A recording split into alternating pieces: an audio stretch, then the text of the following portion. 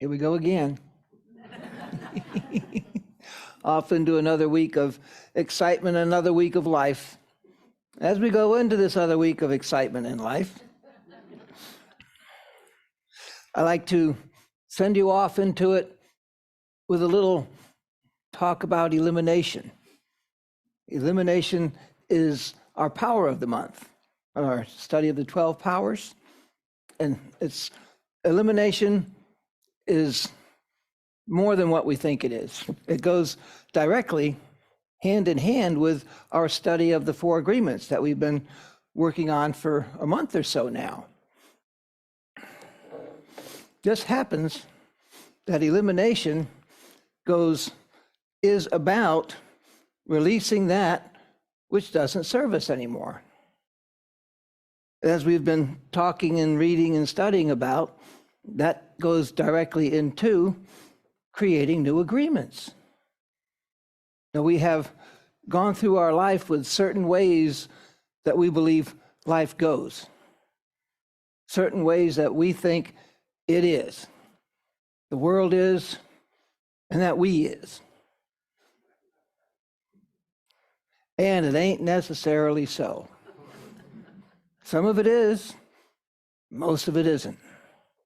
Whatever it is that we have, that we operate on, that is based in the idea of not enough, based in the idea of any sort of fear, it's not the way to go. And we have been raised in that way, as we've talked about the past couple weeks. Elimination is all about changing your agreements. Your agreements are how you believe the world works. It's your belief system. In order to move forward, we always have to change our belief system. We have to see things in a new light. We have to hear things in a new way. We have to hear things in ways where it's not just what I want to hear,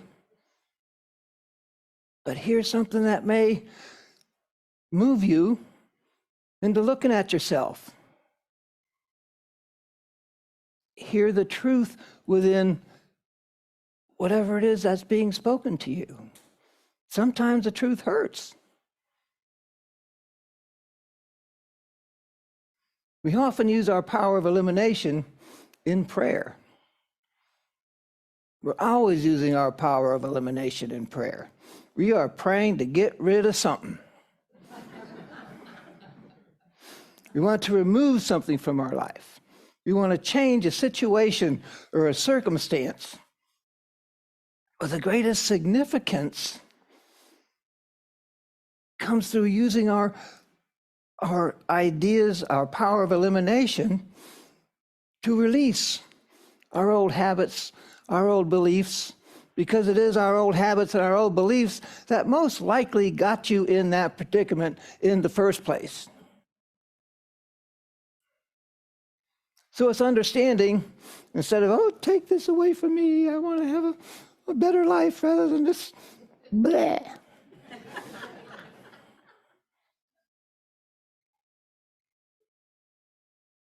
To realize that you created this blah in something you believed. You either believed something you were, something you were not, something someone else was, something someone else was not. So it's doing that introspection, self-inquiry, as it's called. And it's not just, there is an old metaphysical abuse. What is it in your consciousness that drew that to you?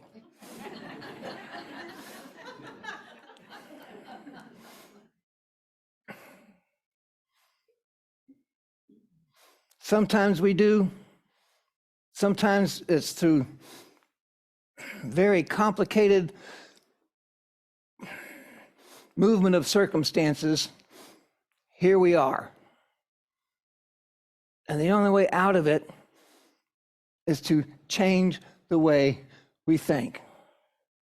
change the way we perceive it, change the way we perceive ourselves, our surroundings, and those around us, to gain a greater idea of what's going on. Charles Fillmore, in his book Prosperity, says we must learn to let go, to give up, to make room for things we have prayed for and desired. This is called renunciation or elimination. Sacrifice, it may be, for some people. Yeah, and there are times when we know in our hearts that we must give something up, that we have to give up. There's some way that we are that needs to change. But darn it, I kind of like being that way sometimes. Sometimes it's like a guilty pleasure to snark on somebody. Or whatever it is. We all have those little guilty pleasures of not being just right, but it feels good sometimes. And giving these things up feels like a sacrifice. I know I have to change. I can't do that anymore if I want to move forward in my spiritual growth. If I want to move forward with change in my life for the better. There are times when that's what it takes. And as always, it's up to you whether you do it or not. It is your choice. And I believe that's what Jesus the Christ was telling us. We find in Luke 9, verses 23 and 24. This is a good one, so listen close. Then he said to them all, if you want to become my followers, let them deny them. If any want to become my followers, let them deny themselves, take up their cross daily, and follow me. That's easy enough. For those who want to save their life will lose it. And those who lose their life for my sake will save it. Eh? What you saying? Sounds awful self-sacrificing to me. Well, that's the truth. That's what he's talking about. To lose your life is to lose your perspective of life. Give up how you believe life is. Rethink it. Be mindful of your thought process and recognize and release those ideas and beliefs that are driven by fear, that are driven by the belief in lack or guilt. When you step out of that false idea of life, you step into your spiritual power. You step into a greater opportunity to be a co-creator with Spirit. And when he says to take up your cross daily, that is, take up what's yours to do. Back in, well, we see in his story, it was common in those days where someone was getting crucified, they gave the cross to somebody else to carry. That was theirs to do. They had no choice. Our life that we have created for ourselves is ours to do. We have no choice. No one else can do it for us. It is yours and yours alone. So you take up your life and you follow the Christ idea within you. The divine idea, the inherent wisdom that is yours as a child of God. The inherent understanding that is yours as a child of God. The inherent love that is yours as a child of God. When you take up your life and you follow these teachings, you save your life. You lose your old life, you create a new one. That is happening all the time. You're always creating for yourself a new life. Always, always.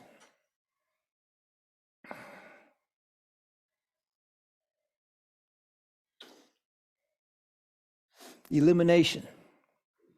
It empowers you to step into your power, to step into your presence, and into your blessing that you have to give, and the blessing that you have to receive, and whatever it is that is happening in your life. We are here, each of us, because we want to be. Yes, we've come for the fellowship and the camaraderie of being together with like-minded people. But we have no rules or theology that demands you be here. There is no punishment or penalty if you're not. Other than maybe missing some good cake in there. You are here because you are a student of truth. You are here because your divine presence has brought you here so that you can move forward into your spiritual life. The spiritual life that awaits you, the spiritual life that you are unfolding for yourself.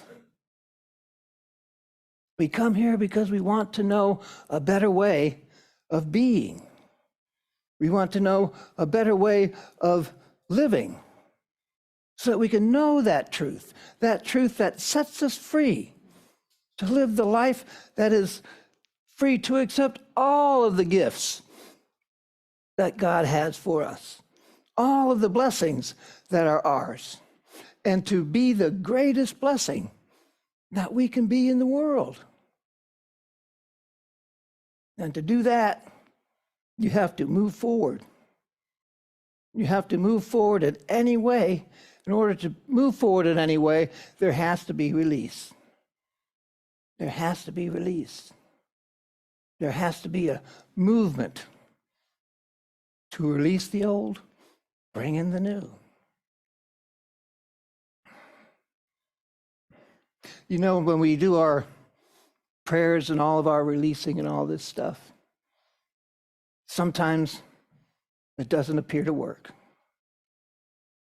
Your circumstances don't really change. But what's happened is you have changed within your circumstances. And that's the big thing. While your circumstances don't appear to change, you change within your circumstances.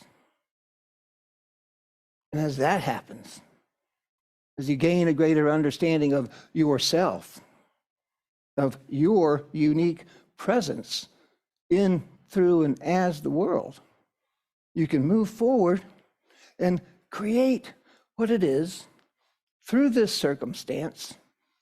And you'll look in, hindsight, in a few days or years, you'll see, yes, that's exactly what I needed. And yes, I was changed. And that circumstance did change because I changed in it. When you change within a circumstance, everything changes.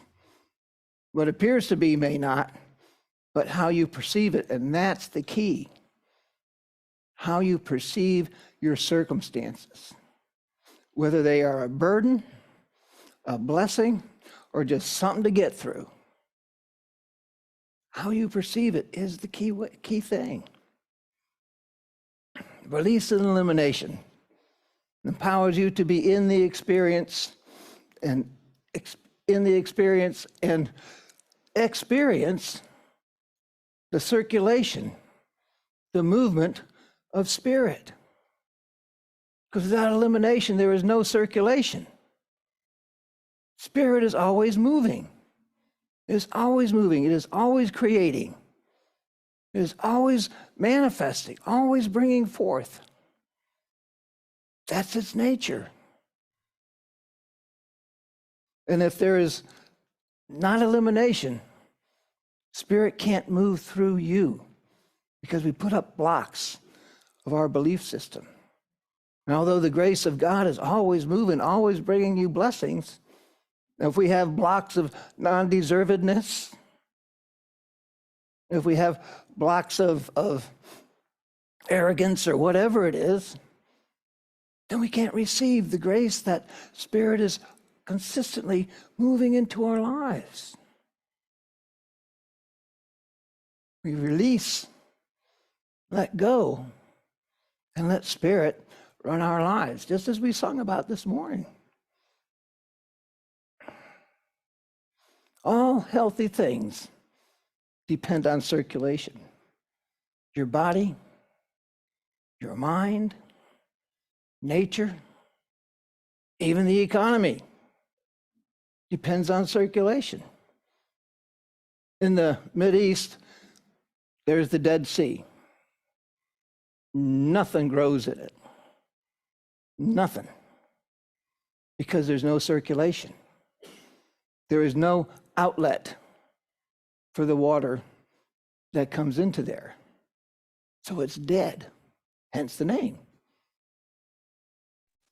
Circulation is life.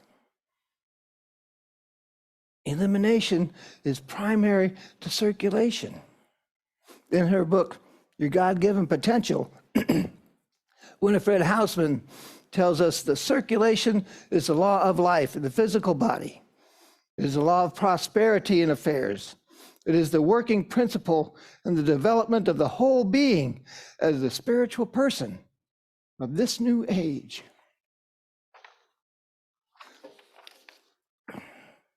Release and elimination empowers you to be open to the greater blessings, to be open to the whole new world of experience. Imagine,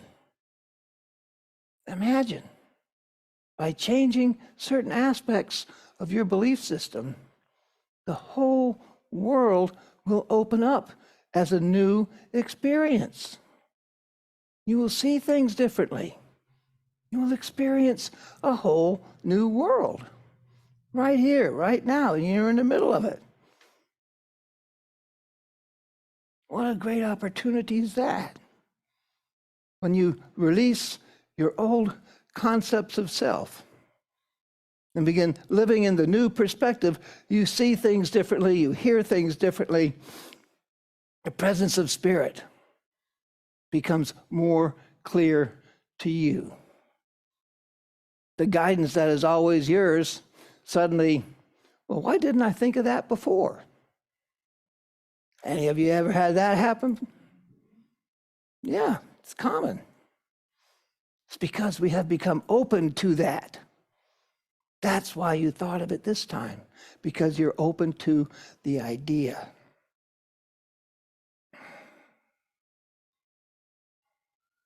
As Spirit becomes more clear, and you act on that presence, the truth of who you become becomes more clear and pronounced to everything and everyone. The truth of who you are begins to come out. The real you begins to come out. And you become the greater blessing.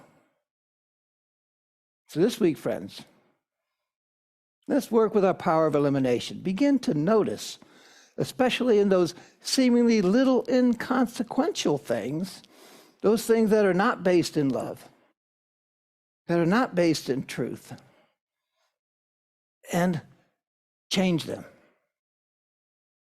First of all, you have to notice them. As he said in the 12 agreements, you have to become aware. You have to notice them. And we all notice them, but we usually just skip on by them. Don't skip by. Take notice of it. Write it down on your little iPad of your brain. Next time I'm going to do better. And the next time, and the next time, and the next time. And pretty soon, you will be doing better. you will change. The world around you will change. The people around you will change because you perceive them differently.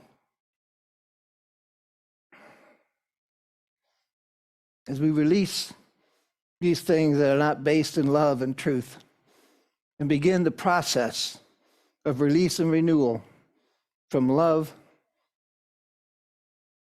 well, actually from fear to love. Release from fear, renewal into love. We continue our journey into and as the greater blessing. God blesses you.